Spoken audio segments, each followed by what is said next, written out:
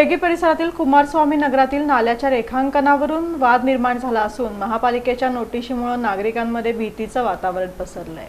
सोलापूर शहरातील नाल्यांचं रेखांकन चुकीच्या पद्धतीनं होत असल्याचा गंभीर आरोप सभागृह नेते नरेंद्र काळे यांनी केल्यानंतर या प्रकरणाची प्रत्यक्ष पाहणी करण्यात आली।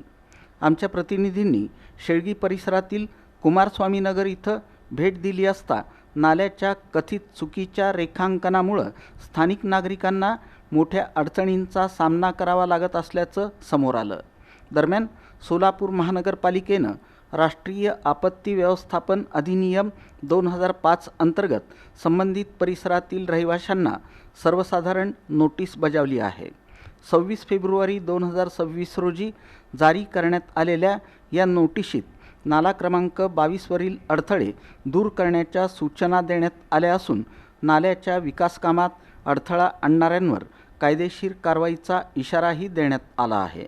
मात्र स्थानिक नागरिकांच्या म्हणण्यानुसार परिसरातील जुन्या नैसर्गिक नाल्याचा मार्ग बंद करून नवीन नाला काढण्याचं नियोजन करण्यात आलं आहे। या बदलामुळे पावसाचं पाणी नैसर्गिक प्रवाहानं वाहून जाण्याऐवजी चुकीच्या दिशेनं वळत असल्याचा आरोप नागरिकांनी केला आहे। त्यामुळे भविष्यात पावसाळ्यात पूरस्थिती निर्माण होण्याची भीती व्यक्त करण्यात येत आहे। विशेष म्हणजे या रेखांकनाच्या आधारे काही नागरिकांनी कष्टानं उभारलेल्या घरांवर अतिक्रमणाचा ठपका ठेवत ती हटवण्याच्या सूचना सोलापूर महापालिका प्रशासनाकडून दिल्या जात असल्याचा आरोप स्थानिकांनी केला आहे। त्यामुळे अनेक कुटुंबांवर बेघर होण्याची वेळ येण्याची शक्यता निर्माण झाली असून परिसरात तीव्र नाराजीचं वातावरण आहे।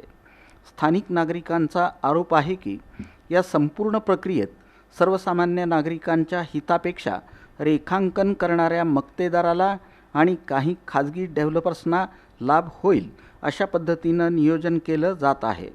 अनेक वेळा संबंधित अधिकाऱ्यांकडे लेखी आणि तोंडी तक्रारी करूनही कोणतीही ठोस कार्यवाही करण्यात आलेली नसल्याचा दावा नागरिकांनी केला।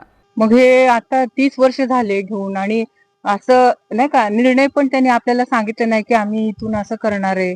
मग तिकडची जी गटारची जागा आहे तुम्ही इकडं का घेताय परत? मग तिथून गोरगरिबांचे एवढे 7-8 फ्लॅट आहेत त्यांचे कशाला काढताय? आणि पुढे जाऊन कुठून तिथून वळवलंय वाटतं त्यांनी ते जिथं पुढचे फ्लॅट आहेत ना अपार्टमेंट तिथून ते नाही जाणार। मग तिथून त्याने कुठून तर वळण घेतलंय म्हणतात। नाला नव्हता ते बांध कुठून इकडं आले नाला पाठीमागे होता नाला आणि यांनी काय करायला लागलं आमचं सगळं पहिला तिकडे पाठीमाग होतं ते सगळं हे करून इकडनं पाडवा लागलेत आमचे स्लॅब।